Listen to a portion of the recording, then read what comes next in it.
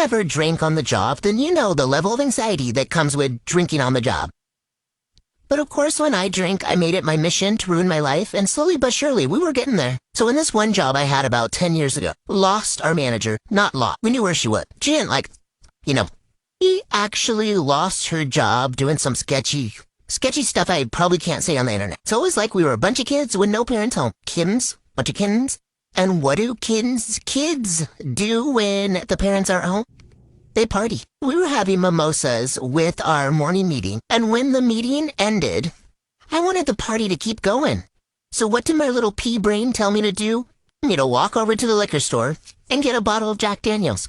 So I walk into the office and I'm like, hey guy. And everyone's like, oh my god, Michelle, you're great. Let me have some. No, we're all getting sloshed. A girl walks in and she looks like she has her shit together. Let's just say nobody who had their shit together walked into our office. And to find out, corporate didn't tell anybody. They hired a new girl and she was starting her first day there. Well, I'm like, the assistant manager's like, Michelle, you need to train her.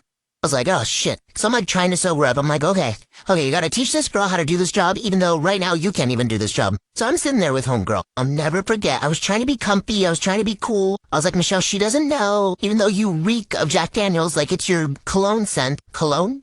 Perfume. And I went to go lift up my left leg to put it under my right leg. And as I lift up my leg, a little toot comes out. And instead of just saying, excuse me, and moving on, or pretending like it didn't happen, my pea-brain tells me, look up and see if she noticed. I look up, and I'm looking at her like a deer in the headlight. She's looking at me, and I'm like, oh shit, I can't tell. Is she looking at me because she knows I'm drunk? Because she thinks I'm stupid? Because she just heard me fart?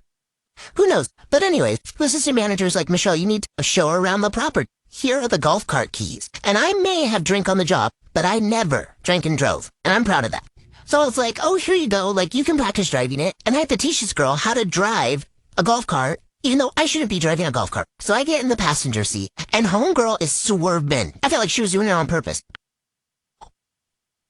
And I'm like, girl, can you fucking chill? No, really, I didn't say it like that. But I was like, can you please pull over? I think I'm gonna be sick. I'd literally throw up in the bushes. And she's like, oh my gosh, are you okay? Was it my driving? You know how some people, most people, all people, have that little filter in their head that tells them, hey, you shouldn't say that before words come out of their mouth? I don't think I have that. Because I look this girl dead in the face, square in the face. Anyways, in the face, I look at her face, and I say, oh no, I'm just drunk. And she's like, and I'm like, that was her first and last day there. Surprisingly, not my last day.